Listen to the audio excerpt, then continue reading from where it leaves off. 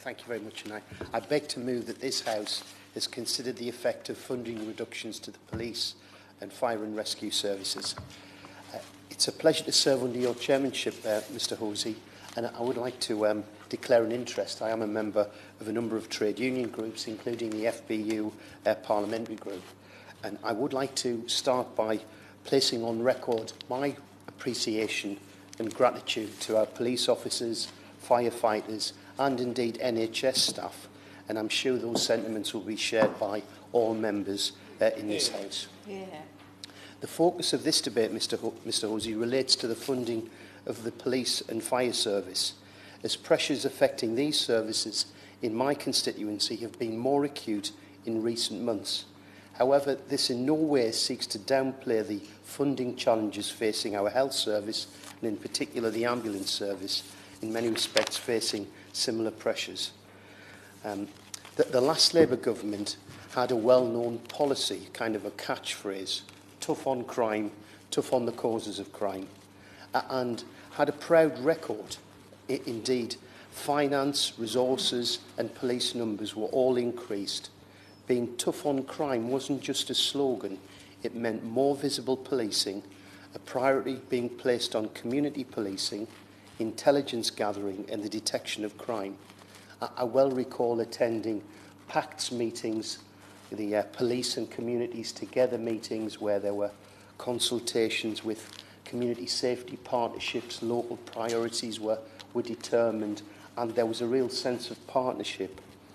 In 2010, Labour left office with record police numbers in excess of 143,000.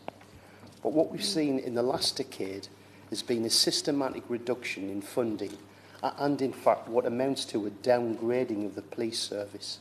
In every community, we can see the effects of the missing police officers that once patrolled our streets. Thank you. I'll happily give way to my honourable friend. I'm grateful to him for giving way and congratulate my honourable friend on getting this debate. He's absolutely right. Greater Manchester Police have lost nearly 2,000 police officers since 2010. And across South Manchester, the problem is that they are so stretched that they actually are struggling to fulfil their duties, including proper investigation of the crimes that are happening. And would he agree that one of the biggest effects of the reduction is actually a loss of confidence of the local community that the crimes are going to be properly investigated? And that is not a fault of the police. I'm grateful for that intervention, and I think trust and relationships are built up over many years, and sadly the impact of sustained funding cuts over a 9-10 year period have been that much of that good work, those partnership arrangements and that often valuable intelligence has been lost, and it will take a colossal effort in order to regain that. There are many implications of having fewer police officers, from the reassurances of seeing a police officer talking to residents in the town centre in Peterlee, in my constituency, or seeing officers walking down the avenue in Church Street. That's a rare occasion in the current climate. Or community police officers gathering intelligence to combat drug dealing or engaging young people to tackle antisocial behaviour. It's the view of many that the Conservative government have abandoned their support for law and order by cutting over 20,000 police officers, taking us back to numbers we've not seen since the 1980s, and crime is now rising as a result.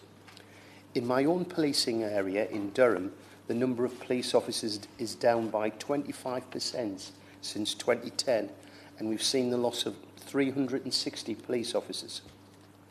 The National Audit Office report on the financial sustainability of police forces identifies Durham as having lost more resources than any other provincial force between 2010 and 2018-19, with their funding from the central government cut by a third.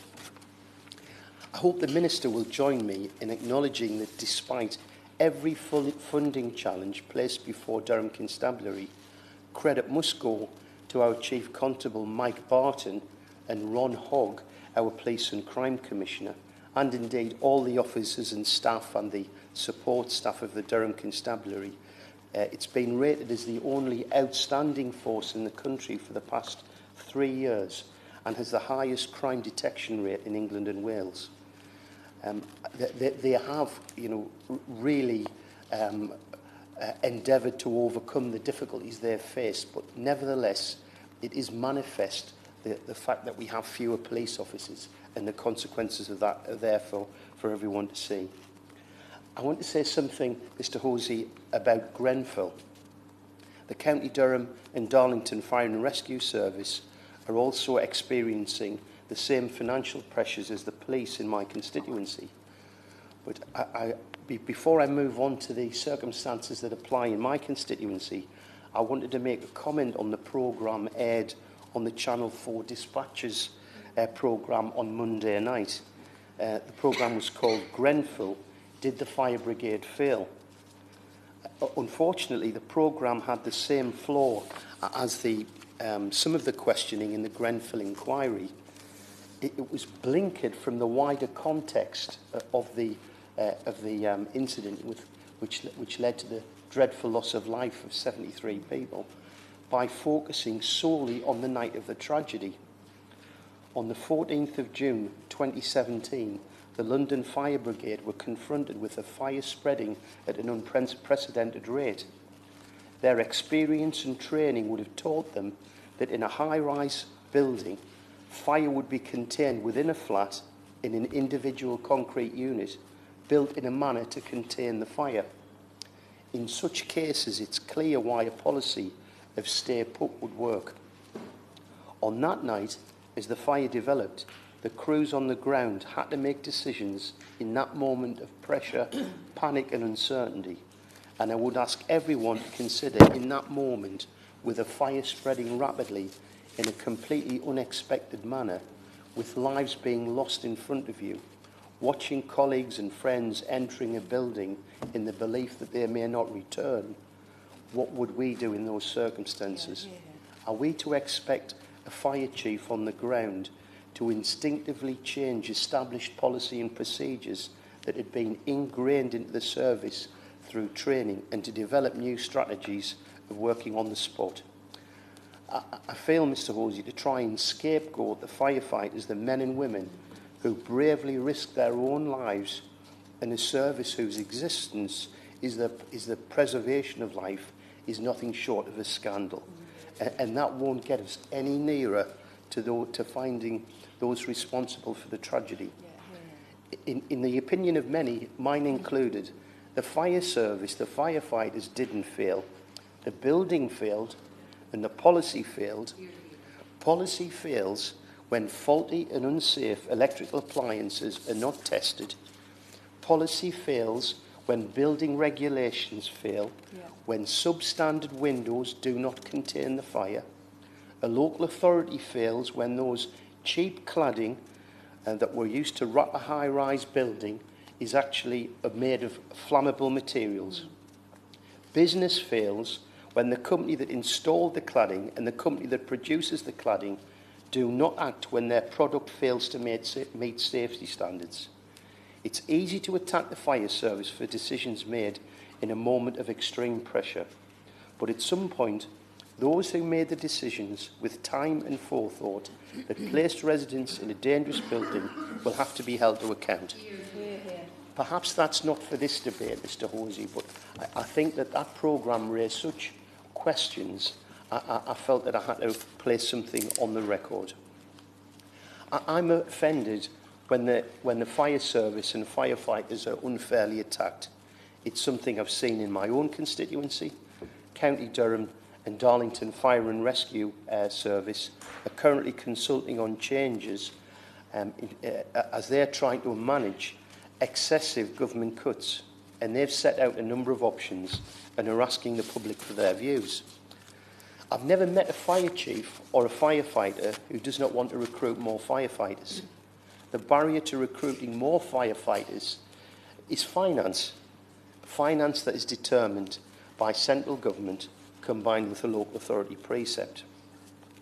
The problem that we have is, in relation to the overall budget, we're being systematically underfunded, and as a result, the fire service that we enjoy, or that we have in our area, is being downgraded.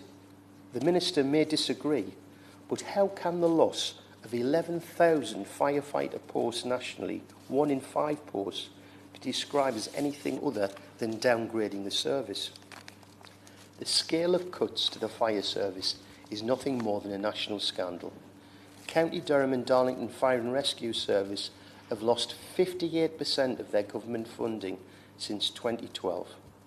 In the current 4-year settlement, government funding will reduce from 10.9 million to 8.9 million. And government support for new fire appliances and other vital equipment has been almost totally axed. You may recall some years ago we were actually encouraged to develop resilience and to acquire equipment, particularly pumping equipment and boats that could be used not so much in our area, but to support neighbouring brigades when there were incidences of flooding. Our own Chief Fire Officer describes a £1.3 million stealth cut, stressing, "I'm not worried about PFI, I'm worried about capital spending." I want to place on record my thanks to Stuart Errington, the Chief Fire Officer in my area, and the work our firefighters are doing under the most difficult circumstances. I know from conversations I've had with the Chief Fire Officer, he's raised his concerns with the Minister about cuts and about the implications for public safety. And some of the things that he said to me, he says, "I think everyone thought the cuts would stop after 4 years." He said, "I'm still lobbying the Home Office. I'm lobbying them hard to stop the cuts, because we're getting to the point where we're going to see some really big cuts which are going to have an increase in terms of the risk to public safety." So I'm asking ministers to look at the cuts to the police and to the fire and rescue service, and recognise that they've gone too far and they're now endangering the public. The idea that fire services covering Seaham and Peterlee in my constituency could be reduced at a time when they're actually dealing with more incidents defies all logic and common sense. It makes the likelihood of death and injury greater, and that cannot be acceptable. I ask the Minister to address funding cuts, as one of the issues that we have in Durham, it relates to the precept. It isn't an effective means of raising finance. And the problem that we have, Mr. Horsey, is a relatively deprived area. We have a low council tax base. 55% of households in County Durham, it's actually more in my constituency, 55% of households in County Durham and Darlington are classed as Band A, whereas overall, nationally, a typical property is classed as Band D. This limits the ability of the Fire and Rescue Authority to increase funding via the precept compared with more affluent areas. An example that's used by my own Police and Crime Commissioner, which shows that if Thames Valley Police increased their precept by the same amount as Durham, they would raise £17 million a year more. At some point, we're going to have to question the sustainability of the precept as a means of financing both the police and the fire and rescue service, particularly in the present climate where the principle of resource equalisation, that principle that had stood since the Second World War, that more affluent areas provide the support to the less affluent areas, seeing as that seems to have been abandoned. Because what we're seeing now is an increasingly a postcode lottery of resources and funding. So, in conclusion, I'd like to ask the Minister, and indeed, point out the demands on policing and fire and rescue services, particularly in areas of high deprivation like mine, are complex and they need to be funded appropriately. This is going to require the government to recognise the needs of communities like mine, and the limited ability of a local area to raise the necessary funding via the precept.